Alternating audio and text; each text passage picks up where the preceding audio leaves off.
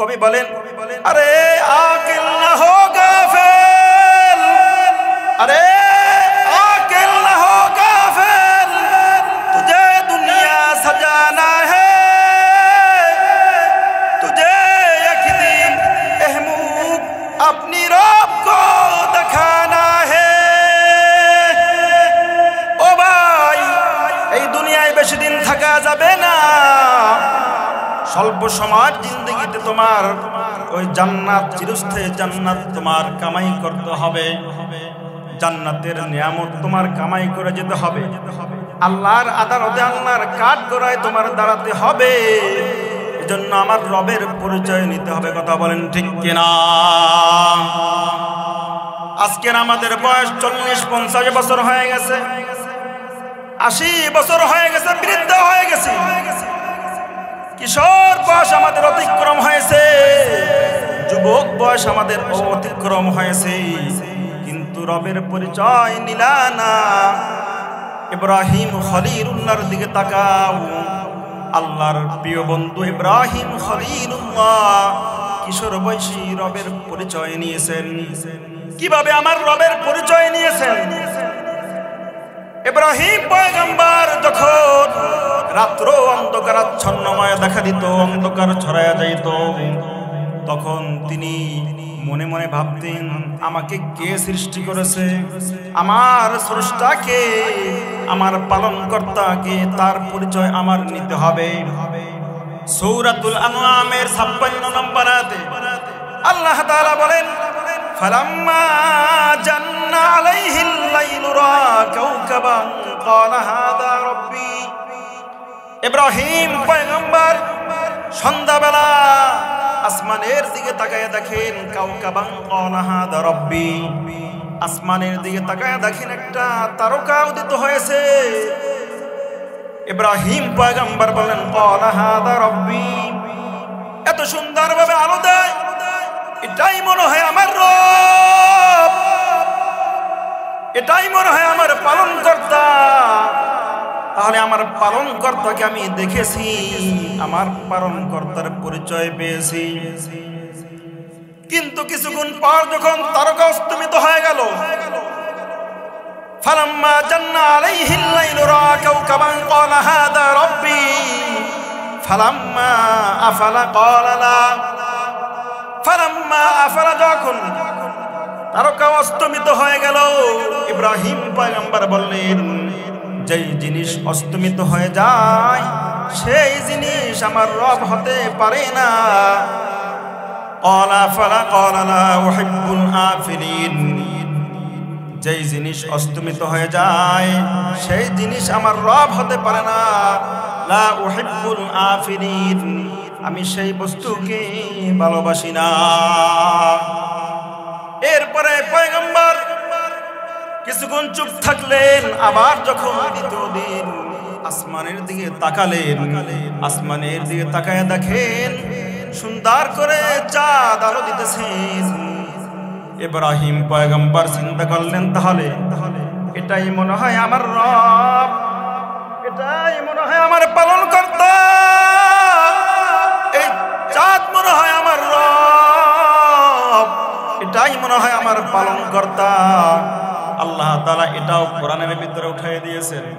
আল্লাহ তাআলা সূরাতুল আনআমের ৭৭ নম্বর আয়াতে বলেন, ফালাম্মা রাআল কমারা বাযিগান ক্বালা হাযা রাব্বি ফালাম্মা আফালা ক্বালা লা উহিব্বুল আফিলিন।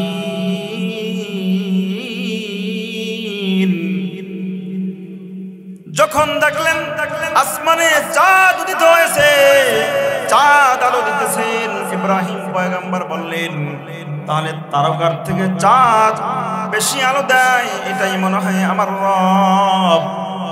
ফালাম্মা রাআল কমারা বাযিগান ক্বালা হাযা রাব্বি ফালাম্মা আফালা ক্বালা লা ইল্লাম ইয়াহদিনি রাব্বি লাকুনান্না মিনাল কওমিদ দাল্লিন।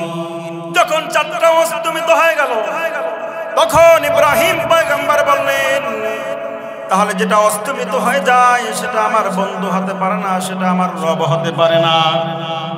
কাজী আমার আল্লাহ যদি আমাকে পথ প্রদর্শন না করেন তাহলে আমি পথ ভ্রষ্টকারীদের অন্তর্ভুক্ত হয়ে যাব।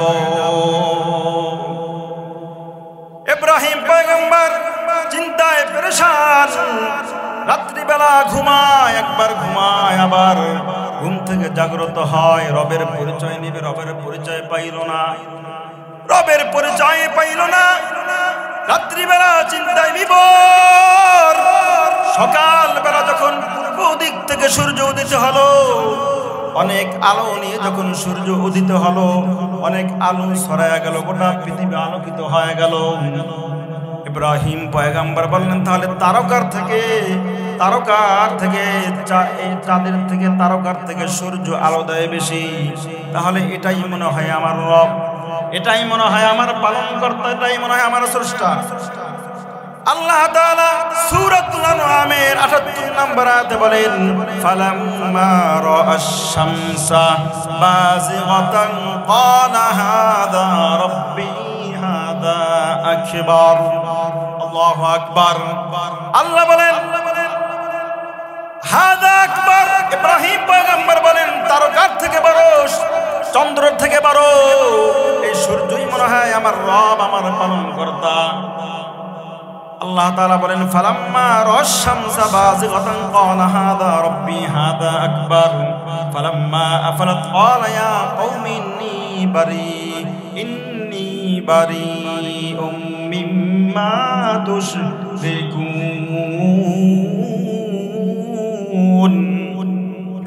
ইব্রাহিম পয়গম্বর যখন দেখলেন বিকাল বেলা সূর্য অস্তমিত হয়ে গেল, ইব্রাহিম পয়গম্বর বললেন যেটা অস্তমিত হয়ে যায় সেটা আমার রব হতে পারে না। কাজী তোমাদের শিরকের কানে, হে আমার জাতি, হে আমার সম্প্রদায়, ইয়া কওমি ইন্নী বারীউম মিম্মা তুশরিকুন, তোমাদের শিরকের সাথে আমি ইব্রাহিমের আদৌ কোনো সম্পর্ক নাই। এবার ইব্রাহিম পয়গম্বর চিন্তা করলেন চাঁদ যে উঠায়, তারকা যে উঠায়, সূর্য যে পূর্ব দিক থেকে উদিত করে, পশ্চিম দিকে অস্তমিত নাই, তাহলে সেই আমার রব। আল্লাহ তাআলা সূরাতুল আনআমের 69 নম্বর আয়াতে বলেন, 79 নম্বর আয়াতে বলেন ইন্নী ওয়াজ্জাহতু ওয়াজহিয়া লিল্লাযী ফাতারাস সামাওয়াতি ওয়াল আরদা হানিফাও ওয়া মা আনা মিনাল মুশরিকিন। ইব্রাহিম পয়গম্বর বলেন ওয়াজ্জাহতু, নিশ্চয় আমি আমার ওজহুর, আমার চেহারা আমি ফিরে দিলাম ওই রবের দিকে। ফাতারাস সামাওয়াতি ওয়াল আরদা, যেই রব আসমান সৃষ্টি করেছেন, জমিন সৃষ্টি করেছেন, সেই রবের দিকে আমি আমার মুখ ফিরে দিলাম। তিনি আমার রব, তিনি আমার স্রষ্টা। আমার রবের পরিচয় পেয়ে গেছি, যেগুলি যে রব সব কিছু নিয়ন্ত্রণ করেন, তিনি আমার রব। আজকের ইব্রাহিম পয়গম্বর তিনি তার রবের পরিচয় নিয়েছেন, কিন্তু আমরা ইব্রাহিম পয়গম্বরের বংশধর হয়ে, ইব্রাহিম পয়গম্বরের উত্তরসূরি হয়ে আজ পর্যন্ত আমরা রবের পরিচয় পাইলাম না। কথা বলেন ঠিক কিনা? আল্লাহ পাক রব্বুল আলামিন বলেন ইয়া আইয়ুহান নাসু উবুদু রাব্বাকুমুল্লাযী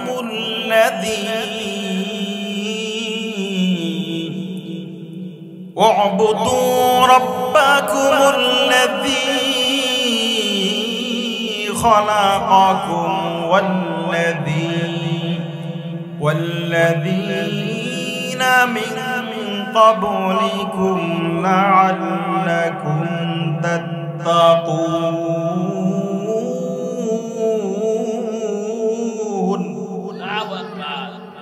আল্লাহ তাআলা বলেন হে মানুষ সকল, ইয়া আইয়ুহান নাস,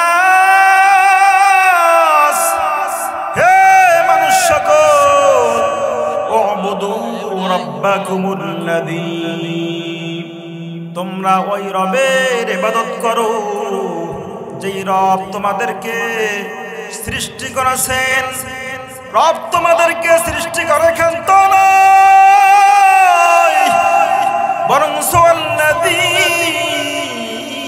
মিন ক্বাবলিকুম আমাদের আগে যত মানুষ দুনিয়া থেকে বিদায় নিয়ে চলে গেছেন সমস্ত মানব জাতিকে রব্বে কারীম তার ইবাদত বন্দেগী করার জন্য সৃষ্টি করেছেন আল্লাহু আকবার আল্লাহ তাআলা এই সম্পর্কে বলেন সূরাতুয যারিয়াতের 56 নম্বর আয়াত আল্লাহ তাআলা বলেন ওয়ামা খালাকাতুল জিন্না ওয়াল ইনসা ইল্লা লিয়াবুদুন আল্লাহ তাআলা বলেন আমি মানব জাতি এবং জিন জাতি দুইটা জাতি আমি কেবলমাত্র শুধুমাত্র আমি রব্বে কারীমের ইবাদত করার জন্য সৃষ্টি করেছি অন্য কোনো উদ্দেশ্য নয় আমি রবের ইবাদত করবে আমি রবের গুণ গাবে আমি রবের তাসবিহ পড়বে এজন্যই আমি তাদেরকে মানব জাতি দুনিয়াতে সৃষ্টি করেছি আল্লাহ পাক রব্বুল আলামিন মানব জাতি সৃষ্টি করার পূর্বে ফেরেশতাদের সাথে পরামর্শ করলেন ও ফেরেশতারা সূরাতুল বাকারার 30 নম্বর আয়াতে আল্লাহ তাআলা বলেন ওয়া ইয ক্বালা রাব্বুকা লিল মালাইকাতি ইন্নী জাইলুন ফিল আরদি খলিফা আল্লাহ তাআলা ফেরেশতাদেরকে বলতেছেন ও ফেরেশতারা আমি এই ভূখণ্ডে আমার জমিনে আমার প্রতিনিধি বানাইতে চাই তোমাদের পরামর্শ কি তোমরা পরামর্শ দাও ফেরেশতারা বললেন ক্বালু আতাজালু ফিহা মান ইফসিদু ফিহা ওয়া ইয়াসফিকু দিমা ফেরেশতারা ডাক দিয়ে বলেন আল্লাহ জমিনে ভূখণ্ডে মানব জাতি সৃষ্টি করার কোনো প্রয়োজন নাই এরা দুনিয়াতে গিয়ে জমিনে গিয়ে তারা ফিতনা ফাসাদ করবে মারামারি করবে রক্তপাত ঘটাবে মানুষের উপর জুলুম করবে এক মুসলমান অন্য মুসলমানের উপর জুলুম করবে দ্বিধাবোধ করবে না আজকের দেখেন তাবলীগ জামাতের মধ্যেও দুই গ্রুপ হয়ে এক গ্রুপ আরেক গ্রুপের উপর হামলা করতে বাধ্য হয় কথা বলেন ঠিক কিনা ফেরেশতারা বললেন হে আল্লাহ আপনার খলিফা দুনিয়াতে গিয়ে তারা মারামারি করবে জুলুম নির্যাতন করবে তাদেরকে বানানোর কোনো প্রয়োজন নাই ওয়া নাহনু নুসাব্বিহু বিহামদিকা ওয়া নুকদ্দিসু লাক হে আল্লাহ আমরাই তো আপনার গুণগান গাই আমরাই তো আপনার তাসবিহ পড়ি আমরাই তো আপনার প্রশংসা করি রে রব এই ভূখণ্ডে মানব জাতি সৃষ্টি করার প্রয়োজন নাই আমার আল্লাহ ফেরেশতাদের সাথে চ্যালেঞ্জ করে বললেন হে ফেরেশতারা ক্বালা ইন্নী জাইলুন ফিল আরদি বললেন ক্বালা ইন্নী আ'লামু মা লা তা'লামুন হে ফেরেশতারা আ'লামু মা লা তা'লামুন আমি রব যেটা জানি তোমরা তা জানো না আমার খলিফারা আমার প্রতিনিধিরা রাত্র গভীর হলেও জান্নাতের বাগানে বসে থাকবে চাতক পাখির মতন বসে বসে কোরআন হাদিসের আলোচনা শুনবে রাস্তাঘাটে আড্ডা দিবে না ইয়াবা গাঞ্জা খাবে না মানুষের উপর জুলুম করবে না বেগানা নারীর দিকে তাকাবে না যারা প্রকৃত মুসলমান মুমিন তারা রাত্র 1টা 1:30 2টা গভীর রাত পর্যন্ত তারা আলোচনা শুনবে কোরআনের আলোচনা শুনবে তারা আমি রবের পরিচয় নিবে তারা আমি রবকে চিনবে আজকের তুমি তোমার নেতার পরিচয় নিলা তোমার নেত্রীর পরিচয় নিলা তোমার বংশের পরিচয় নিলা তোমার বন্ধুর পরিচয় নিলা কিন্তু তোমাকে যেই রব দুনিয়াতে বানাইছেন সেই রবের পরিচয় নিলা না যেই রব তোমাদেরকে এত মায়া করে মোহাব্বত করে দুনিয়াতে বানাইছেন সেই রবকে চিনলে না। সাবধান সাবধান, আমার আল্লাহর আদালতে তোমাদের দাঁড়াতে হবে। মনে করছো তোমরা চিরস্থায়ীভাবে দুনিয়াতে থাকবা? না না, আমার মালিকের সামনে তোমাদের দাঁড়াতে হবে। সময় পাইলি ফেসবুক, সময় পাইলি ইন্টারনেট, সময় পাইলি আজকের সিনেমা। এখন তো বর্তমানে সিনেমা পকেটে পকেটে ঢুকে গেছে, কথা বলেন ঠিক কিনা? টাচ মোবাইল এখন সিনেমার কারখানা হয়েছে, কথা বলেন ঠিক কিনা? যত খারাপ সব টাচ মোবাইলের ভিতরে, ইহুদি খ্রিস্টানরা বিজাতিরা টাচ মোবাইলের ভিতরে ঢুকে যুবক ভাইদের যুবক বন্ধের চরিত্র নষ্ট করে দিয়েছে, কথা বলেন ঠিক কিনা? বিশ্বনবী মুহাম্মদুর রাসূলুল্লাহ সাল্লাল্লাহু আলাইহি ওয়াসাল্লাম বলেন, মান বাকা মিন খাশিয়াতিল্লাহ তিলকাল আইনু আলান নার। একটু জিকির করি লা ইলাহা ইল্লাল্লাহ। ইজ্জত হুরমত চাইলাম না, জোরে বলেন, ইজ্জত হুরমত চাইলাম না, ধন দৌলত লাগবে না। আল্লাহ তোমার দেখা নসিব, আল্লাহ তোমার দিদার নসিব, এই তো মোদের কামনা। জোরে লা ইলাহা লা ইলাহা ইল্লাল্লাহ, লা ইলাহা লা ইলাহা ইল্লাল্লাহ মুহাম্মাদুর রাসূলুল্লাহ। তাহলে পরিচয় নিতে হবে কার? নেতার পরিচয় পাইলা, নেত্রীর পরিচয় পাইলা, বংশের পরিচয় নিলা, নিজের পরিচয় নিলা, কিন্তু যেই রব তোমাকে দুনিয়াতে বানাইলো তার পরিচয় একবার নিলা না। আল্লাহ বলেন, বান্দা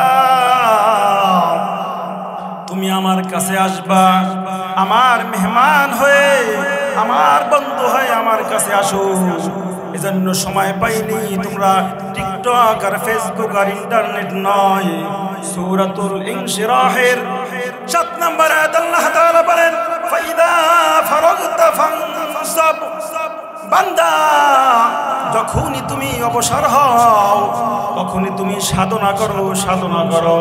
মুফাসসিরিন ইকরামগণ লেখেন, কিভাবে সাধনা করবা, কিভাবে সাধনা করবা? ও বান্দা, তুমি যখন কাজ করবা, তুমি একটু সময়, সামান্য সময় অবসর হও, তখন আল্লাহ কি একবার ডাক, আল্লাহ, আমার আল্লাহ খুশি হয়ে তোমার আমলনামায় আসমান জমিনটা নেক দ্বারা ভরপুর করে দিবেন। হাদিস শরীফে আসেন, আল্লাহ রাসূল বলেন, যদি কেউ আল্লাহর নাম সুবহানাল্লাহ, আলহামদুলিল্লাহ, লা ইলাহা ইল্লাল্লাহ, আল্লাহু আকবার, আল্লাহর তাসবিহ যে কোনো একবার, যে কোনো একটা তাসবিহ একবার যদি পাঠ করে কোনো মুমিন বান্দা বান্দি, তার আমলনামায় পাহাড় সমতুল্য সওয়াব লিখে দেওয়া হয়। শুধু তাই না, অন্য হাদিসে আল্লাহ রাসূল সাল্লাল্লাহু আলাইহি ওয়াসাল্লাম বলেন, জান্নাতের ভিতরে একটা গাছ তৈরি হয়, ওই গাছটার ছায়া কতটা দূরত্ব হবে। বিশ্বনবী উদাহরণ দেন যে একটা শক্তিশালী ঘোড়া, সে ছুটবেন, সে দৌড়াবেন, 500 বছর দৌড়াবেন, তারপরে ওই গাছের ছায়ার দূরত্ব শেষ হবে না। আল্লাহ নামের কত দাম, একবার তাসবিহ বলার কত দাম, কত সম্মান। কিয়ামতের ময়দানে কঠিন মুসিবতের সময় ওই সমস্ত বান্দা বান্দি আল্লাহর কাছে দামি হবেন, বিনা হিসাবে জান্নাতে যাবেন। যারা দুনিয়াতে বসে যখনই সময় পাইতো বলতো লা ইলাহা ইল্লাল্লাহ, বলতো আল্লাহ সুবহানাল্লাহ, আলহামদুলিল্লাহ। এজন্য সুলাইমান আলাইহিস সালাতু ওয়াস সালাম তিনি বলেন, শোনো, এই সুলাইমান পয়গম্বর একবার সিংহাসনে চড়ে কোথাও যাচ্ছিলেন, এক কৃষক সুবহানাল্লাহ বলছেন, সিংহাসনে উড়ে যাইতেছেন। এই দৃশ্য দেখে একবার সুবহানাল্লাহ বলছেন, আল্লাহর প্রশংসা আদায় করছেন। হযরত সুলাইমান পয়গম্বর সিংহাসন থামায়া বললেন, কৃষক তুমি যেটা বলছিলে আবার বলো। কৃষক ভয় পাইছে, ভয় পেয়ে তিনি বললেন, পয়গম্বর যা বলছি মনে হয় ভুল হয়েছে। কই না না, ভুল হয় নাই। ও কৃষক শোনো, তুমি যে আমার আল্লাহর একবার তাসবিহ পাঠ করছো, এই তাসবিহর কত দাম, কত দাম। আমি সুলাইমান এই যে সিংহাসনে চড়ে, এই যে বিশাল বড় সিংহাসন দেখো, এই সিংহাসনের রাজত্ব যত দাম, তোমার একবার সুবহানাল্লাহ বলার তার থেকেও বেশি দাম। আল্লাহু আকবার। তাহলে আল্লাহর নামের কত দাম, আল্লাহর নামের কত সম্মান। এজন্য সব সময় রবকে ডাকতে হবে। ওয়াইলা রাব্বিকা ফারগাব, সূরাতুল ইনশিরাহের ৮ নম্বর আয়াতে আল্লাহ তাআলা বলেন, ওয়াইলা রাব্বিকা ফারগাব। যখন তুমি অবসর হও রবকে ডাকো, এরপরে রবের দিকে দাবিত হয়ে যাও। কেননা ওই রবের দিকে তোমার দাবিত হতে হবে। এজন্য রবের কাছে তোমার আসতে হবে, রবের কাছে যাইতে হবে। এজন্য রবের দিকে তুমি দাবিত হয়ে যাও। আর এই রবের দিকে দাবিত করার জন্য একজন নয়, দুইজন নয়, হাজার হাজার, লক্ষ লক্ষ নবী আলাইহিস সালাম দুনিয়াতে পাঠাইছেন। সবাই আল্লাহর দিকে আহ্বান করেছেন। আল্লাহ তাআলা সূরাতুল আরাফের 59 নম্বর আয়াত আল্লাহ তাআলা বলেন, লাকাদ আরসালনা নূহান ইলা কওমিহি ফাকালা ইয়া কওমি ইবুদুল্লাহ।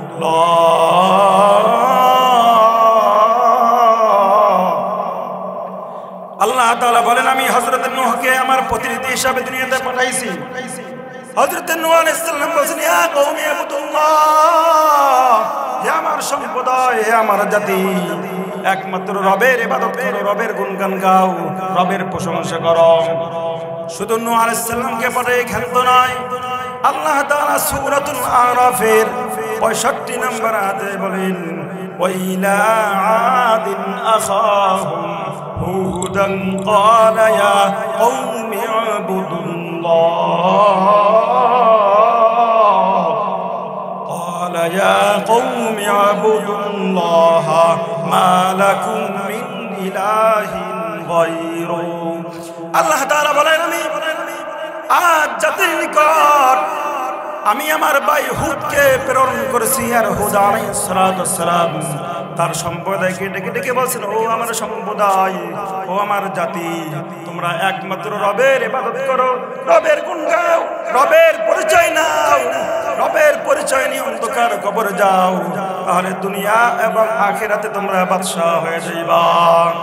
এখানে শুধু ক্ষান্ত না, আল্লাহ তাআলা সূরাতুল আরাফের ৭৩ নম্বর আয়াতে বলেন, ওয়া ইলা সামুদ আখাহুম সালিহান ক্বালা ইয়া কওমি ইবুদুল্লাহ মা লাকুম মিন ইলাহিন গায়রু।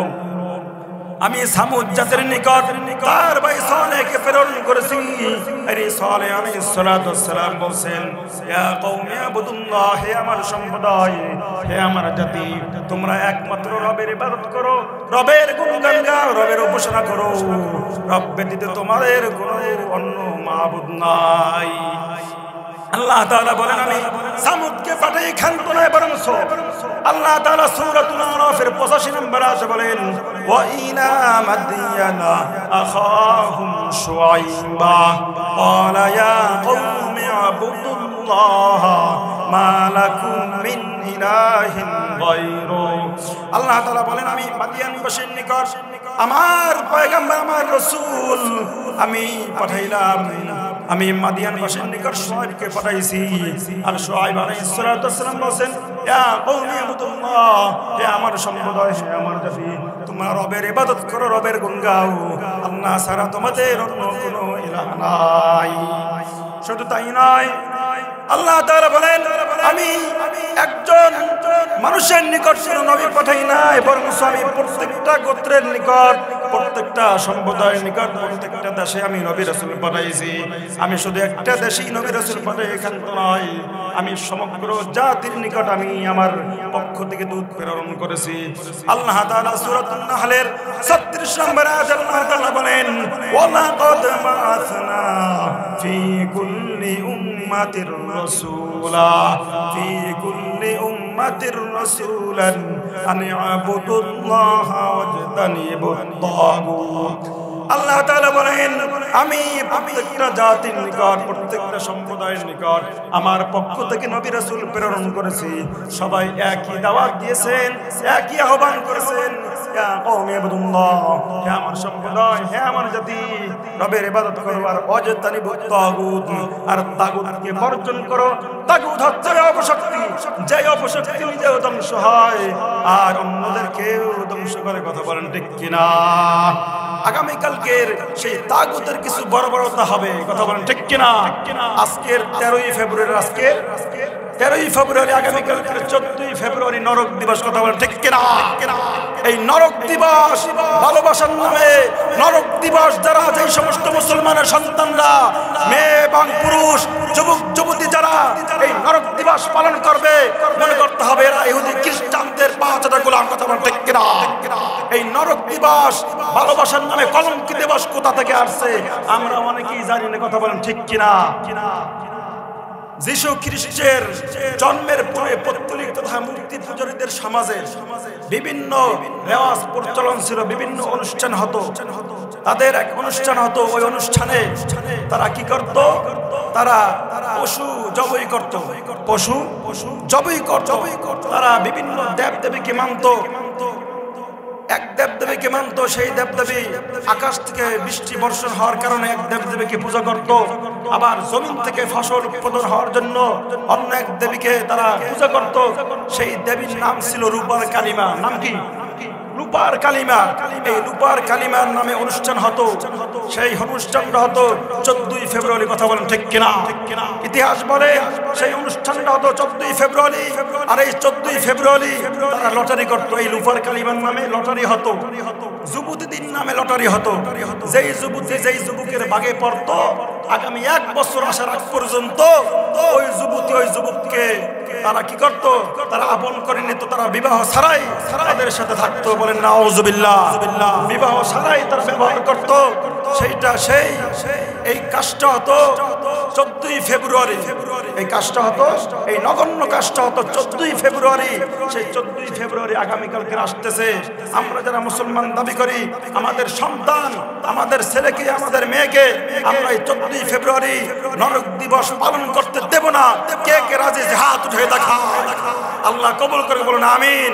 কারণ নরক দিবস এটা মুসলমানদের জন্য না, এটা মুসলমানদের জন্য নয়, এটা হচ্ছে ইহুদি খ্রিস্টানদের কৃষ্টি কালচার। কথা বলেন ঠিক কিনা? এজন্য আমাদের ইবাদত করতে হবে। কার ইবাদত? আল্লাহর ইবাদত করতে হবে। আল্লাহর গুণগান গাইতে হবে, আল্লাহর বন্দেগী করতে হবে। আজকের আমরা আল্লাহকে ভুলে গেছি। আমরা আল্লাহকে ভুলে গেছি। আমরা উপাসনা করি দেবীর, উপাসনা করি মূর্তির পূজা করি, গাছের পূজা করি, সেই সূর্যকে পূজা করি। কথা বলেন ঠিক কিনা? আমাদের পূজা করার প্রয়োজন আছে। আমরা একমাত্র রবের ইবাদত করব, রবের সামনে মাথা নত করব। কথা বলেন ঠিক কিনা? আর কারোর সামনে মাথা নত করব না, রবের সামনে মাথা নত করব।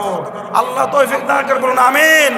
আল্লাহ আমাদের সকলকে রবের গোলাম হওয়ার তৌফিক দান করে বলুন আমিন। আজকে আমরা দুনিয়া নিয়ে প্রতিযোগিতা করি, দুনিয়া নিয়ে প্রতিযোগিতা করি, কিন্তু আখিরাত নিয়ে আমরা প্রতিযোগিতা করি না। অথচ পূর্বে জামানার ওলিয়া উলিয়ারা, সাহাবায়ে কেরাম রাদিয়াল্লাহু তাআলা আনহুমগণ, তারা নেক আমল করে তারা প্রতিযোগিতা করতেন। তারা নেক আমল করে প্রতিযোগিতা করতেন। সামনে আসতেছে রমাদান, সামনে আসতেছে রমাদান। রমাদানের নিকটে যখন শাবান মাস, রজব মাস আসতো, আল্লাহ রাসূল দোয়া করতে, আল্লাহুম্মা বারিক লানা ফি রজব ওয়া শাবান ওয়া বাল্লিগনা রমাদান। আল্লাহ রজব এবং শাবানের বরকত দান করো এবং রমজান পর্যন্ত হায়াত আমাকে বাড়ায়া দাও, রমজান পর্যন্ত পৌঁছায়া দাও।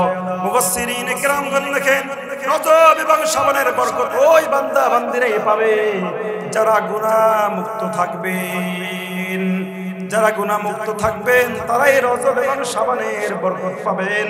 আর তাদেরকে আল্লাহ তাআলা রমজান পর্যন্ত পৌঁছিয়ে তাদের দ্বারা বেশি বেশি ইবাদত করাবেন। আজকের আমরা প্রতিযোগিতা করি দুনিয়ার আরামাস, দুনিয়ার চাকচিক্য, দুনিয়ার ভালোবাসা এবং দুনিয়ার সম্পদ নিয়ে। যার 10 তলা বিল্ডিং আছে আমরা প্রতিযোগিতা করি আমার কিভাবে 11 তলা বিল্ডিং হবে। যার 2 বিঘা জমিন আছে তারা প্রতিযোগিতা করে আমার 3 বিঘা কিভাবে জমিন হবে। যার 1 কোটি টাকা আছে সে প্রতিযোগিতা করে আমার 2 কোটি টাকা কিভাবে হবে। কথা বলেন ঠিক কিনা? কিন্তু দেখেন পূর্বে জমানার মানুষ নেক আমল নিয়ে তারা প্রতিযোগিতা করতেন কিভাবে একটা নেক আমল নামায় বেশি হয়। আব্দুল্লাহ ইবনুল মুবারক রাহমাতুল্লাহি আলাইহি যুগ শ্রেষ্ঠ মুহাদ্দিস আব্দুল্লাহ ইবনুল মুবারক রাহমাতুল্লাহি আলাইহি তিনি ইন্তেকাল করার পর তার শাগিদ স্বপ্নে দেখতেছেন যে আব্দুল্লাহ ইবনুল মুবারক রাহমাতুল্লাহি আলাইহি জান্নাতের ভিতরে ঘুরতেছেন। জান্নাতের ভিতরে ঘুরতেছেন এই দৃশ্য দেখে তার খাদেম ডাক দিয়ে বললেন, ও আব্দুল্লাহ ইবনুল মুবারক, আপনি তো জান্নাতি হয়েছেন, অনেক শান্তিতে আছেন, আপনি বড় জান্নাতের অধিবাসী হয়েছেন। আব্দুল্লাহ ইবনুল মুবারক রাহমাতুল্লাহি আলাইহি বললেন, ও খাদেম শোনো, আমি জান্নাতের অধিবাসী হয়েছি সেটা বড় কথা নয়। আমার বাড়ির পাশে একটা কামার বেটা ছিল, ওই কামার বেটা আমার থেকেও বড় জান্নাতের মালিক হয়েছে। এই কথা শোনার সাথে সাথে খাদেমের ঘুম ভেঙে গেছে। সকালবেলা কামার বেটার বাড়ি গিয়া কামার বেটার স্ত্রীকে পর্দার আড়ালে বসে জিজ্ঞাসা করতেছেন, ও কামার বাওলার স্ত্রী, তোমার স্বামী এমন কোন আমল কি দুনিয়াতে করছে যার কারণে সে জান্নাতি হয়েছে? তখন তিনি বললেন, আমার স্বামী কোন বড় আলেম ছিল না, কোন বড় মুফতি ছিল না, মুহাদ্দিস ছিল না, বড় বুজুর্গ দরবেশ ছিল না, কিন্তু শোনেন আমার স্বামী একটা আমল করতেন, একটা এরকম চাওয়া আল্লাহর কাছে চাইতেন। আমার বাড়ির পাশে আব্দুল্লাহ ইবনুল মুবারকের বাড়ি। ওই আব্দুল্লাহ ইবনুল মুবারক দিনের বেলা যখন হাদিসের দর্শ দিতেন তখন আমার স্বামী আফসোস করতেন, হে আল্লাহ, আমাকে যদি কামার না বানায়া আমাকে তুমি আলেম বানাইতা, আজকে হাদিসের দর্শ দিতে পারতাম, রাসূলের হাদিস পড়াতে পারতাম। আবার যখন আব্দুল্লাহ ইবনুল মুবারক রাহমাতুল্লাহি আলাইহি রাত্রি বেলা ইবাদত করতেন, দাঁড়ায়া দাঁড়ায়া ছাদের উপরে দাঁড়ায়া যখন তাহাজ্জুদ নামাজে কোরআন খতম করতেন, ওই সময় আমার স্বামী আফসোস করতেন, হায় আল্লাহ, আমাকে যদি কামার বেটা কামার ওয়ালা না বানাইয়া আমাকে যদি কোনো মুহাদ্দিস বানাতেন, কোনো আলেম বানাতেন, আমি সারা রাত আপনার ইবাদত করতাম। এটা বলে বলে আফসোস করে কান্না করতেন, তার চোখের পানি দ্বারা দাড়ি মুবারক ভিজে যাইত। আব্দুল্লাহ ইবনুল মুবারক রাহমাতুল্লাহি আলাইহি খাদেম বললেন, হে বোন, ও কামার বলার স্ত্রী, আমার আর বোঝার বাকি নাই যে আপনার স্বামী কেন আমার শায়েখের থেকে বড় জান্নাত পেয়েছে। আপনার স্বামী আমল করার জন্য, নেক আমল করার জন্য তিনি আফসোস করতেন। আজকে আমরা মুসলমান এমন হয়েছি, আমরা এমন ইমানদার হয়েছি, আজকে আমাদের আমলের প্রতিযোগিতা নাই। আমার সামনে এক ভাই নামাজ ছেড়ে দেয়, আমার ভাইকে আমি বলি না, ও ভাই, কিছুদিন পর অন্ধকার কবরে তোমার যেতে হবে, তোমার কবরের জিন্দগিতে থাকতে হবে, তুমি নামাজ পড়ো। যে ভাই সুদ খায়, ঘুষ খায়, সে ভাইরা আমরা বলি না, ও ভাই, তুমি জাহান্নামের দিকে ধাবিত হও না, তুমি আল্লাহর ইবাদত করো। যে ভাই গান শোনে, যে ভাই গুনাহে কবিরার মধ্যে লিপ্ত, যে ভাই বেগানা নারীকে দেখা দেয়, সেই ভাইকে তো আমরা বলি না, ও ভাই, তুমি গুনাহে লিপ্ত হও না। যদি গুনাহে লিপ্ত হও, সাবধান, আমার আল্লাহর আদালতে তোমাদের দাঁড়াতে হবে। ওই কবরে তোমার একলা থাকতে হবে, কবরের সঙ্গী তোমার বন্ধুরা হবে না, কবরে তোমার একলা যেতে হবে। ইচ্ছায় হোক অনিচ্ছায় হোক, অন্ধকার কবরে তোমার যেতে হবে। কথা বলেন ঠিক কিনা? যেতে হবে খালি হাতে, যেতে হবে খালি হাতে, সঙ্গে কিছুই যাবে না 3.5 হাত জায়গা পাবি পাবি না রে বিছানা ঠিক কিনা 3.5 হাত জায়গা পাবি পাবি না রে বিছানা যেতে হবে খালি হাতে যেতে হবে খালি হাতে সঙ্গে কিছুই যাবে না 3.5 হাত জায়গা পাবি পাবি না রে বিছানা আজকে তুমি যাদের লাগি শুধুই পাগল পারা যেতে হবে একা একা কেউ যাবে না তারা আজকে তুমি যাদের লাগি শুধুই পাগল পারা যেতে হবে একা একা কেউ যাবে না তারা সারতে হবে মায়ারি বন্ধন সারতে হবে মায়ারি বন্ধন সাথে রইবা রাখনা 3.5 হাত জায়গা পাবি পাবি না রে বিছানা 4 বিহারার পালকি যেদিন আসবে যে তোর দ্বারে বন্ধু বান্ধব আপন যারা কাঁদবে যারে যারে বলেন 4 বিহারার পালকি যেদিন আসবে যে তোর দ্বারে বন্ধু বান্ধব আপন যারা কাঁদবে যারে যারে নতুন দেশের যাত্রী হাতে নতুন দেশের যাত্রী হাতে সাজবি নতুন সাজনা 3.5 হাত জায়গা পাবি পাবি না রে বিছানা 3.5 হাত জায়গা পাবি পাবি না রে বিছানা ঠিক কিনা ওই কবরে তোমার বন্ধু যাবে না যেই স্ত্রীর জন্য তুমি এত পাগল যেই নারীর জন্য তুমি আজকের অন্য কোথাও বেড়াতে গিয়েও তুমি থাকো না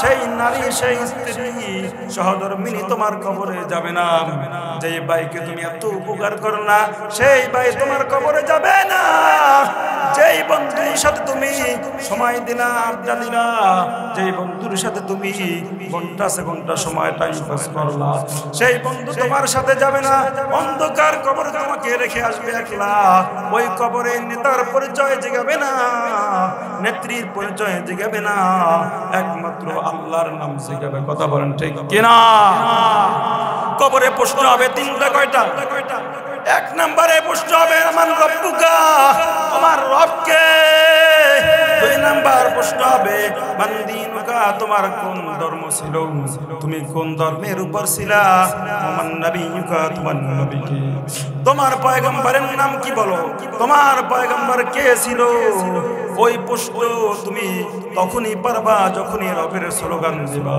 আর যদি দুনিয়ায় বৈশা তুমি নেতা নেত্রীর স্লোগান দিয়ে যাও আল্লাহ বলেন বান্দা বাক শক্তি দিলাম আমি আমার দেওয়া যৌবন আমার দেওয়া শক্তি ও বান্দা আমার দেওয়া বাক শক্তি তুমি 500-1000 টাকার বিনিময়ে 500-1000 টাকার বদৌলতে সারা রাত তুমি স্লোগান দিলা অমুক নেতার চরিত্র ফুলের মতো পবিত্র কিন্তু তুমি একবার বললা না আমার রব কত সুন্দর আমার রব পৃথিবীর আসমান বানাইছেন আল্লাহ তাআলা বলেন ওয়াজান্নাস সামাআ সাকফান মাহফুজা ও বান্দা আসমানের দিকে তাকাও ওই আসমানটা তোমাদের জন্য সাজস্বরূপ বানাইলাম জমিনের দিকে তাকাও ওয়াল আরদা ফারাশনাহা ফানিআমাল মাহিদুন ও বান্দা জমিনটা সুন্দরভাবে তোমার জন্য বিস্তৃত করলাম বান্দা, তারপরেও কি তুমি আমি রবের স্বীকার করো না?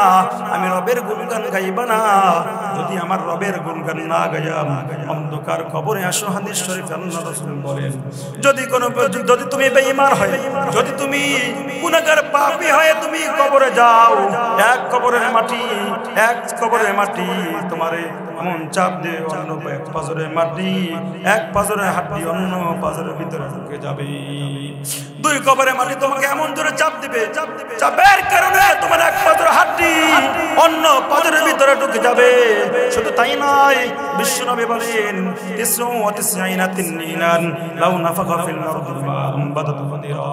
গুনাহগার বান্দাদের কবরে একটা নয়, দুইটা নয়, 99টা সাপ নির্ধারণ করা হবে। ওই সাপ একবার শ্বাস নিঃশ্বাস করত, তাহলে গোটা পৃথিবীর সব গাছপালা, সব তরুণতা পুরে তামা হয়ে যেত, আর একটা গাছও জন্মাতো না। আল্লাহ রাসূল হাদিসে বলেন, কবর রাউদাতুম মিন রিয়াদিল জান্নাহ আও হুফরাতুম মিন হুফারিন নার। মুমিন বান্দার কবরটা জান্নাতের বাগান হয়ে যাবে, আর আও হুফরাতুম মিন হুফারিন নার, আর বেঈমান মুনাফিকদের জন্য কবরটা হবে জাহান্নামের গর্ত। যখন তোমাকে কবরে রাখা হবে, আল্লাহ তাআলা আসমান থেকে একজন ফেরেশতাকে নির্দেশ দেবে, হে ফেরেশতা, তুমি আমার বান্দাকে জিগাও, ফায়ুনাদি মুনাদি মিনাস সামাই আন সাদাকা আবদি ফাফরিশু মিনাল জান্নাহ ওয়াল বিশরিশু মিনাল জান্নাহ ওয়াফতাহু লাহুল বাবু ইলাল জান্নাহ ফায়াফতাহ। মুমিন বান্দাকে যখন জিগাবে, তোমার রবকে, তোমার নবী কে ছিল, তোমার দিন, তুমি কোন ধর্মের উপর ছিলা, তখন ওই মুমিন বান্দা বলবে, আমার রব আল্লাহ, আমার নবী মুহাম্মদ রাসূলুল্লাহ, আমি ইসলাম ধর্মের উপরে ছিলাম। দেখা যায় আজকের আমরা সেই নবীর নাম মুখস্থ না করে আজকের আমার নেতার নাম মুখস্থ করলাম। কথা বলেন ঠিক কিনা? মুখস্থ করতে হবে কার নাম? আমাদের প্রিয় নবীর নাম মুখস্থ করতে হবে। কথা বলেন ঠিক কিনা? এই জমিনের স্লোগান চলবে কার? একমাত্র রবের স্লোগান চলবে, বিশ্ব নবীর স্লোগান চলবে। কথা বলেন ঠিক কিনা? রবের স্লোগান ছাড়া এই ভূখণ্ড চলতে পারে না। কথা বলেন ঠিক কিনা? রবের স্লোগানে চলবে। কথা বলেন ঠিক কিনা? এই জমিন সৃষ্টি করেছেন কে? আসমান সৃষ্টি করেছেন কে? আসমান জমিনের স্রষ্টা কে? একমাত্র, শুধুমাত্র, কেবলমাত্র আমার আল্লাহ সৃষ্টি করেছেন। এজন্য রবের ইবাদত করতে হবে। কথা বলেন ঠিক কিনা? আজকের মা বোনরা বেপরদা অবস্থায় রাস্তা দিয়ে হাঁটে। মা বোনদের কেমন হওয়া দরকার ছিল? হযরতে ফাতেমাতুজ জাহরা রাদিয়াল্লাহু তাআলা আনহা, তিনি ইন্তেকাল করার আগে তার খাদেমাকে বললেন, ও খাদেমা, আমার তিনটা ওসিয়ত তুমি রাখবানি। এক নাম্বার ওসিয়ত হচ্ছে, আমি ইন্তেকাল করার পর আমার যেন ঘোষণা না দেওয়া হয়। দুই নম্বর ওসিয়াত হচ্ছে, আমাকে যেন রাত্রে দাফন করা হয়। তিন নম্বর ওসিয়াত, আমার দুই সন্তান হাসান হোসেনকে যেন আমার স্বামী আলীর সাথে রাখে। মাসে একবার হলেও, সপ্তাহে একবার হলেও যেন আমার তার সাথে রাখে। তাহলে ফাতিমাতুজ জাহরা রাদিয়াল্লাহু তাআলা আনহা, যিনি মা বোনদের সরদারিনী হবে, জান্নাতের সরদারিনী হবে, এই ফাতিমাতুজ জাহরা তিনি বলছেন, আমার যেন নাম ঘোষণা না দেওয়া হয়, আমার যেন নাম ঘোষণা না দেওয়া হয়, জানাজা যেন রাত্রে পড়ানো হয়। কেন কেন? কারণ কি? খাদেমা জিজ্ঞাসা করলেন, ও ফাতেমা, কারণ কি? ফাতিমাতুজ জাহরা বললেন, শোনো, আমি ফাতেমার নাম যদি ঘোষণা করা হয়, অনেক সাহাবীরা আসবেন, তাহলে আমি ফাতেমাকে অনুভব করবেন দূরে বসে, আমি কতটুক লম্বা ছিলাম, কতটুক খাটো ছিলাম, আমি কিভাবে তারা অনুভব করবেন। এজন্য আমার জন্য নাম ঘোষণা না দেওয়া হয়। এরপরে আসেন হযরত রাবিয়া বসরি রাহমাতুল্লাহি আলাইহি, তিনি কিভাবে আল্লাহর ইবাদত করেছেন, কিভাবে পর্দায় এসেছিলেন। হযরত রাবিয়া বসরি রাহমাতুল্লাহি আলাইহি, রাবিয়া বসরি রাহমাতুল্লাহি আলাইহি সারা রাত মালিকের ইবাদত করত, মালিকের বন্দী গাইত, মালিকের গুণ গাইত, মালিককে ডাকতে তো বলতো, মালিক তুমি ছাড়া কোনো মালিক নাই, আমি আল্লাহ, আমি রাবিয়া আপনি আল্লাহর জন্য আমার জীবনকে উৎসর্গ করে দিয়েছি, সারা রাত্র আমি ইবাদত করেছি, সারা রাত্র আমি ইবাদত করি, এমনকি আমি বিবাহ শাদীও করি নাই। ও আল্লাহ, তোমাকে পাওয়ার জন্য এই রাবেয়া বসরি রহমাতুল্লাহি আলাইহি কেমন করে আল্লাহর ইবাদত করতেন। রাতের বেলা রাবেয়া বসরি রহমাতুল্লাহি আলাইহি তিনি ইবাদত করতেন, সারা রাত সারা ইবাদত করতেন। যখন শেষ রাত্রিবেলা সুবহ সাদেকের আগে তার তন্দ্রা আসতো, রাবেয়া বসরি রহমাতুল্লাহি আলাইহি মনকে বলতেন, নফস, কিছুদিন পর অন্ধকার কবরে যেতে হবে, একাকী নিরালার ঘরের ভিতরে থাকতে হবে। ও মন, ঘুমাইও না, আজকের তো নামাজ কাজা করে ঘুমা যায়। সকাল 10টা বাজে আমরা ঘুম থেকে জাগ্রত হই, কথা বলেন ঠিক কি না? কিন্তু রাবেয়া বসরি রহমাতুল্লাহি আলাইহি, এই রাবেয়া বসরি রহমাতুল্লাহি আলাইহি একবার নামাজ পড়তেছেন, সালাত পড়তেছেন, এমন সময় এক চোরা তার ঘরের ভিতরে ঢুকছেন। চোরা ঘরের ভিতরে ঢুকছেন। রাবেয়া বসরি ততটা বড় লোক ছিল না, ঘরের ভিতরে নেওয়ার মতন, চুরি করার মতন কোনো জিনিস ছিল না। এই রাবেয়া বসরি রহমাতুল্লাহি আলাইহি ঘরের ভিতরে এক চোরা গভীর রজনীতে ঢুকছেন, ঢুইকা খুইরা আবার ঘর থেকে খালি হাতে বের হয়ে গেছেন। রাবেয়া বসরি রহমাতুল্লাহি আলাইহি সিজদা দিয়ে চিন্তা করতেছেন, আমি সারা রাত্র একজনকে পাওয়ার আশায়, কিছু পাওয়ার আশায়, রবের কাছ থেকে কিছু পাওয়ার আশায় ঘুমকে হারাম করি, তো চোরাও তো কিছু পাওয়ার আশায় আমার কাছে আসছে, তাহলে চোরাকে খালি হাতে ফেরত দাও, ঠিক হবে না। রাবেয়া বসরি রহমাতুল্লাহি আলাইহি তাড়াতাড়ি নামাজ শেষ করে ডাক দিবেন, চোরা, তার কাছে যদি থাকো তাহলে আসো, আমি তোমাকে কিছু দিব, আসো। চোরা চিন্তা করলেন, একজন বৃদ্ধা মা, সে আমাকে ধরতেও পারবে না, বেঁধে রাখতেও পারবে না, তাহলে হয়তো কিছু দেবে, হয়তো গুপ্ত কোনো সম্পদ আমাকে দিবে, গোপনীয় কোনো সম্পদ আমাকে দিবে, আমি যাই। চোরা ঘরের ভিতরে প্রবেশ করছেন, বলছেন, মা, আপনার ঘরে তো নেওয়ার মতো কিছু নাই, চুরি করার মতো কিছু নাই, যার কারণে আমি খালি হাতে বের হয়ে গেছি।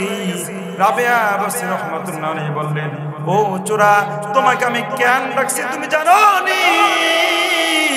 আমি তোমাকে ডাকছি এজন্য, আমি এই সারা রাত্র রবকে পাওয়ার আশায়, রবের কাছ থেকে জান্নাত পাওয়ার আশায় আমি আমার ঘুমকে নষ্ট করি।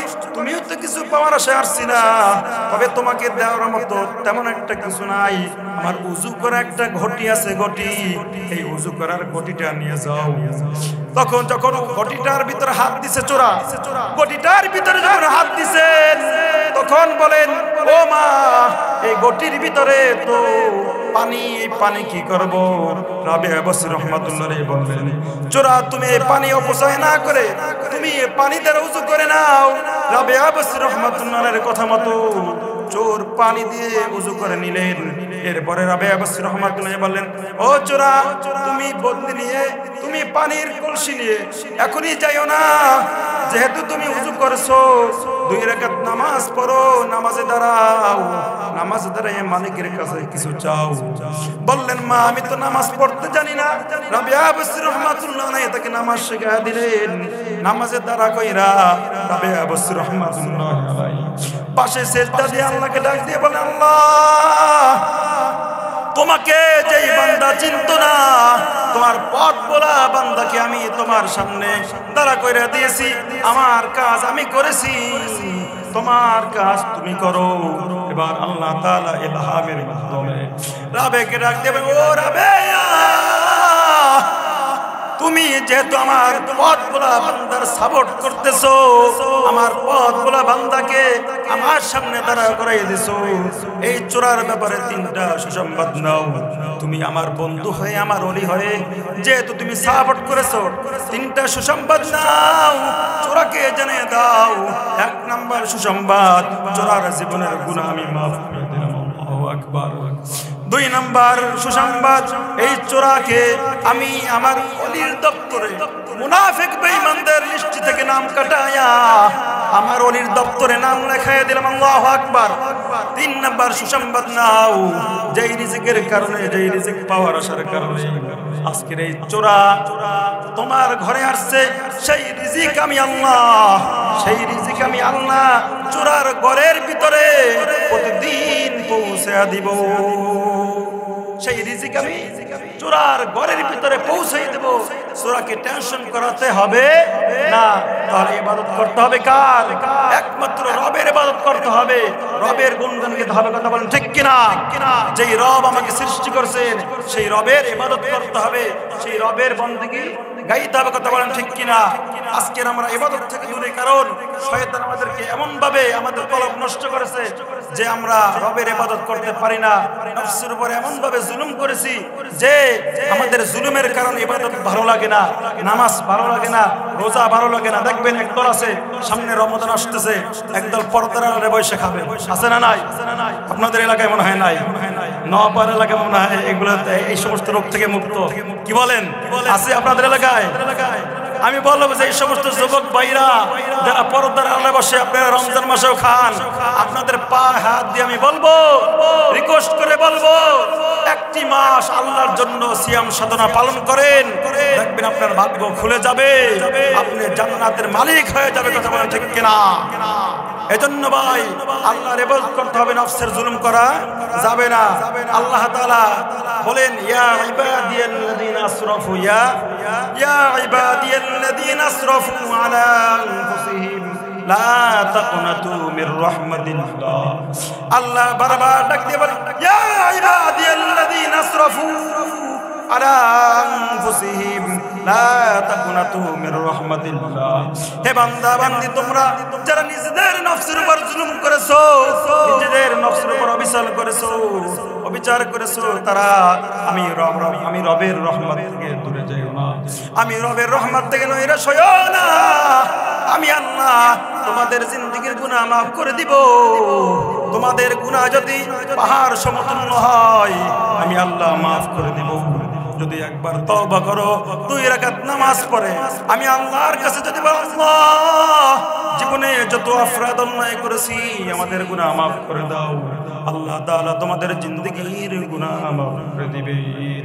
আল্লাহ তাআলা এতে পূর্বে বহুত সাহাবায়ে কিরামদেরকে যারা ভুলবশত অপরাধ অন্যায় করেছে তাদেরকে ক্ষমা করেছেন, অনেক ওলিয়া ওলিয়াদেরকে ক্ষমা করেছেন। হযরত মালিক ইবনে দিনার রাহমাতুল্লাহি আলাইহি, হযরতে মালিক ইবনে দিনার রাহমাতুল্লাহি আলাইহি, তিনি বুজুর্গ হওয়ার আগে তার প্রথম জীবনে মদ পান করে তিনি মদের আড্ডায় একবার তিনি ঘুমায় গেছেন। মদ পান করে মদের আড্ডায় ঘুমায় গেছেন। আল্লাহ তাআলা তাকে স্বপ্নে দেখান কিয়ামত কায়েম হয়ে গেছে, মানুষ যার যার হিসাব দেওয়ার জন্য প্রস্তুত হয়ে গেছে। মানুষ পেরেশান, কেউ গ্রামের ভিতরে সাঁতার কাটতেছে, কেউ দৌড়াতেছে, আবার কেউ পেরেশানি করতেছে। এমন সময় মালিক ইবনে দিনার রাহমাতুল্লাহ আলাইহি বিষাক্ত সাপে দৌড় করতেছেন, দৌড়াইতেছেন সাপে, তিনি দৌড়াইতেছেন। বহু দূর যাওয়ার পর দেখেন একজন বৃদ্ধা বাবাজিকে ডাক দিয়ে বলেন, হে বৃদ্ধা বাবাজি, আমাকে একটু আশ্রয় দাও, আমাকে এই সাপের সফল থেকে মুক্তি দাও। বৃদ্ধা বাবাজি বললেন, ও মালিক ইবনে দিনার, আমি তোমাকে যে রক্ষা করব সেই ক্ষমতা নাই, সেই শক্তি আমার নাই। হযরতে মালিক ইবনে দিনার রাহমাতুল্লাহি আলাইহি সামনে অগ্রসর হয়েছেন। সামনে অগ্রসর হওয়ার পর দেখেন বিশাল এক পাহাড় টিলা, ওই পাহাড়ের উপর উঠেছেন, সাপও পিছন থেকে উঠতেছেন। পাহাড়ের উপরে একটা টিলা, একটা বিশাল বড় সুন্দর ঘর প্রাসাদের মধ্যে থাকে। তার আওয়াজ শুনে, তার চিৎকার শুনে প্রাসাদের মধ্যে থেকে একজন ছোট নিষ্পাপ একজন কিশোরী মেয়ে বের হয়ে আসছে। যখন বের হয়ে আসছে, মালিক ইবনে দিনার রাহমাতুল্লাহি আলাইহি তিনি দেখেন যেটা তো অন্য কোনো মেয়ে নয়, অন্য কোনো কিশোরী নয়, এটা তো আমার সেই মেয়ে, যেই মেয়ে নাবালক অবস্থায় মারা গেছিল। মেয়েটাকে দেখে জড়ায় ধরে বলতেছেন, মা তুমি কোথা থেকে আসলাই আমার বিপদের সময়? মেয়েটাকে যখন জড়ায় ধরলো, মেয়েটাও মালিক ইবনে দিনারকে জড়ায় ধরেছেন। অমনি সাপ থেমে গেছেন। সাপ থামার পরে মালিক ইবনে দিনার রাহমাতুল্লাহি আলাইহি মেয়েকে প্রশ্ন করলেন, আমাকে এতক্ষণ এই সাপ দৌড়াইতেছিল, দৌড় করতেছিল, আমাকে ওই যে বৃদ্ধ আশ্রয় দিতে পারলো না, কিন্তু তুমি যখন আমাকে স্পর্শ করলা সাপ থেমে গেল, কারণ কি? তখন বললেন, মেয়ে বললেন, আলাম ইয়ানিল্লাযীনা আমানু আন তাখশা কুলুবুহুম, আলাম ইয়ানিল্লাযীনা আমানু আন তাখশা কুলুবুহুম। হে বাবা, আপনার কি এখনো ঈমান আনার সময় হয় নাই? রবকে ভয় করার কি সময় হয় নাই? রবের উপর তোমার এখনো বিশ্বাস কি হয় নাই? তখন মালিক ইবনে দিনার রাহমাতুল্লাহি আলাইহি তিনি বললেন, মা তুমি তো কিশোরী ছোট অবস্থায় নাবালেগ অবস্থায় মারা গেছো, কিভাবে কোরআনের আয়াত তেলাওয়াত করলা? কোরআনের আয়াত তেলাওয়াত করে কিভাবে আমাকে বুঝ দিলা? তিনি বললেন, আমি মারা যাওয়ার পরে ইব্রাহিম পয়গম্বর আমাকে এই ঘরের ভিতরে, ওই যে দেখেন বিশাল অট্টালিকা, এই অট্টালিকার ভিতরে যত নাবালেগ শিশুরা আছে সবাইকে কোরআন শিক্ষা দেয়া, যার কারণে আমি কোরআন শিখেছি। মেয়ে বললেন, বাবা ওই যে সাপটা দেখো, সাপটা কি তুমি জানোনি? কয় কে এই সাপটা? ওই সাপটা তোমার জীবনের যত বদ আমল আছে, তোমার বদ আমলের পাল্লা ভারী হয়ে গেছে, ওই বদ আমল হচ্ছে সাপটা। আর যে বৃদ্ধা সামনে পড়েছে, ওই বৃদ্ধা হচ্ছে তোমার নেক আমল। তোমার নেক আমল অনেক দুর্বল, যার কারণে তোমার নেক আমল তোমাকে সাপ থেকে বাঁচাইতে পারে নাই, মুক্তি দিতে পারে নাই। ও বাবা তুমি তওবা করো, তওবা করো। অমনি তার ঘুম পেয়ে গেল। মালিক ইবনে দিনার রাহমাতুল্লাহি আলাইহি ঘুম থেকে জাগ্রত হয়ে তিনি এমন ভাবে তওবা করলেন যে, হে আল্লাহ, আর কোনোদিন গুনাহ করব না, গুনার দ্বারে কাছেও যাব না রে আল্লাহ, আমার গুনাহ তুমি মাফ করে দাও। আল্লাহ রাসূল সাল্লাল্লাহু আলাইহি ওয়াসাল্লাম বলেন, আত-তাইবু মিনাজ যামবি কামান লা যামবা লা, যদি কোনো বান্দা বান্দি তওবা করার মতন তওবা করে, তাহলে তার আমলনামায় একটা গুনাহ থাকে না, বিন্দু পরিমাণ জাররা পরিমাণও গুনাহ থাকে না। সে যেমন দুনিয়ায় কোনো নবজাতক শিশু ভূমিষ্ঠ হয়, নবজাতক শিশু ভূমিষ্ঠ হলে যেভাবে নিষ্পাপ থাকে, কোনো গুনাহই থাকে না। যখন কোনো বান্দা বান্দি একবার তওবা করে খালেস নিয়াতে, আমার আল্লাহ তার জিন্দেগীর সমস্ত গুনাহ মাফ করে, তাকে এমন ভাবে পবিত্র করে দেয় যে সে যেন জীবনে কোনোদিন গুনাহর দ্বারে কাছে যায়।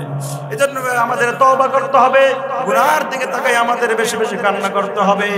কারণ ভাই দুনিয়া থাকার জায়গা না, কিছুদিন পর আমাদের অন্ধকার কবরে যাইতে হবে, কথা বলেন ঠিক কিনা? আমাদের এই দুনিয়াতে থাকার জায়গা নয়, এই দুনিয়াটা স্থায়ী জায়গা নয়, ক্ষণস্থায়ী জিন্দেগি। এই ক্ষণস্থায়ী জিন্দেগিতে আমাদের থাকা যাবে না। দুনিয়াটা হচ্ছে একটা বাস স্ট্যান্ডের মতন।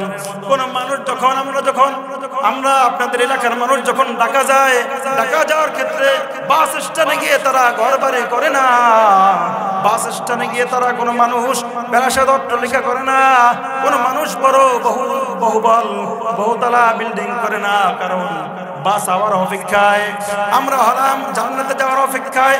মালাকুল মউত আমাদের সামনে এসে যাবে। মালাকুল মউত আমাদের সামনে এসে গেলে আর আমাদের 1 মিনিট 1 সেকেন্ডও থাকতে দিবে না, 1 মিনিট আমাদেরকে সময় দিবে না। আল্লাহ তাআলা কোরআনে বলেন, ইদা জাআ আজালুহুম ফালা ইস্তাখিরুনা সাআতাও ওয়ালা ইস্তাকদিমুন। ও বান্দা, তোমার যখন মৃত্যুর ঘন্টা বেজে যাবে, তখন তোমাকে 1 মিনিট 1 পা সামনে অগ্রসর হতে দিবে না, 1 পা পিছনে তোমাদেরকে পৌঁছাইতে দিবে না, তোমার সময় শেষ হয়ে যাবে। এরকম বিভিন্ন ঘটনা বর্ণিত হয়েছে।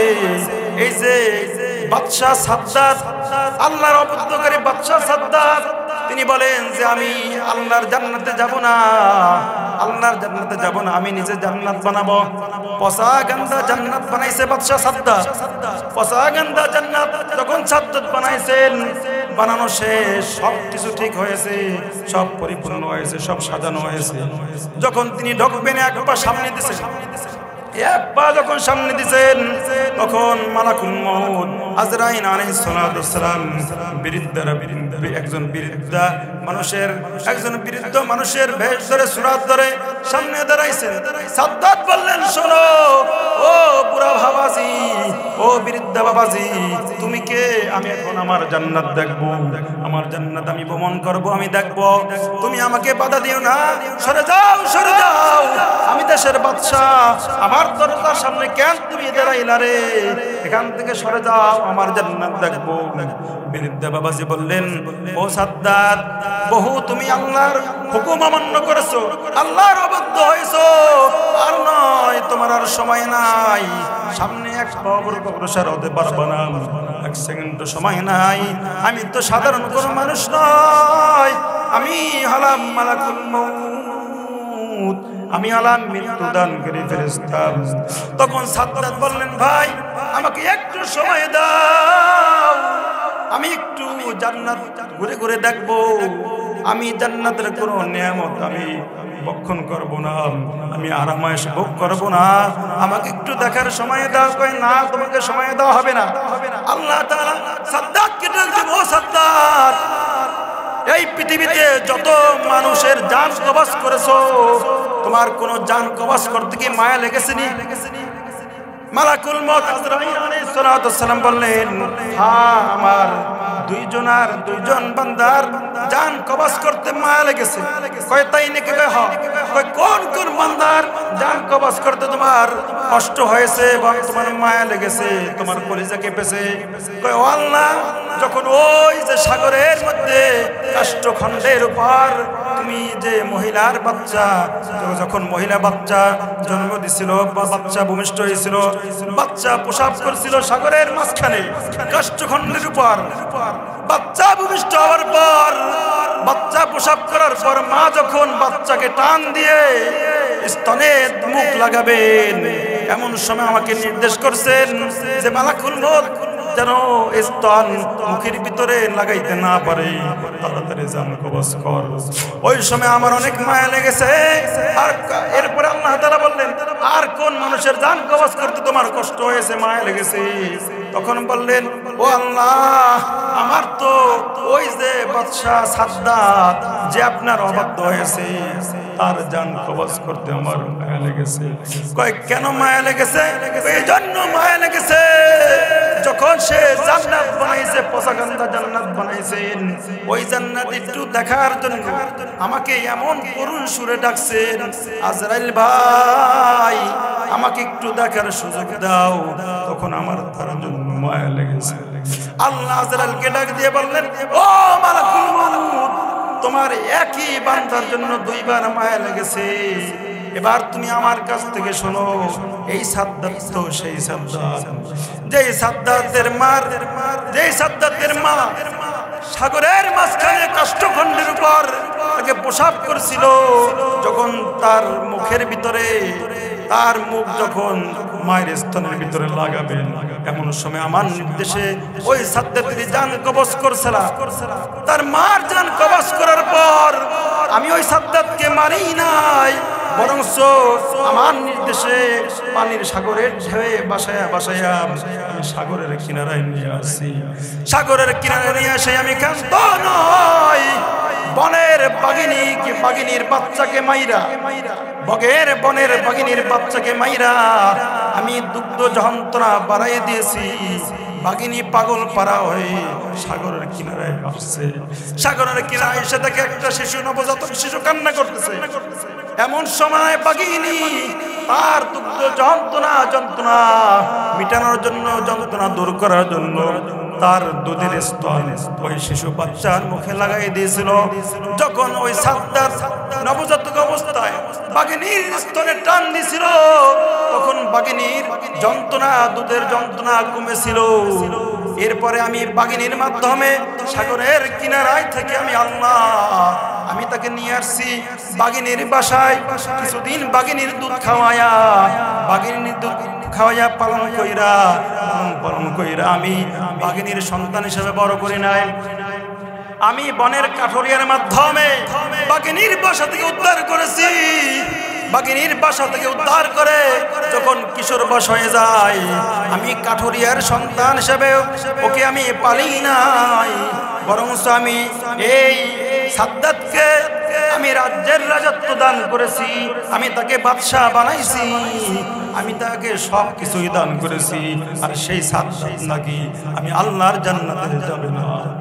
ওই সাদ্দাত তো সেই সাদ্দাত যে সাদ্দাতকে বাগিনীর দুধ খাওয়াই আমি পালন করলাম, যখন তোকে ও মালাকুল মউত যখন তোমাকে করুণ সুরে ডাকতেছিল ও আজরাইল ভাই, তখন আমি আল্লাহর রহমত কি তার থেকে দূরে ছিল না? না, আমার রহমত তার থেকে দূরে ছিল না।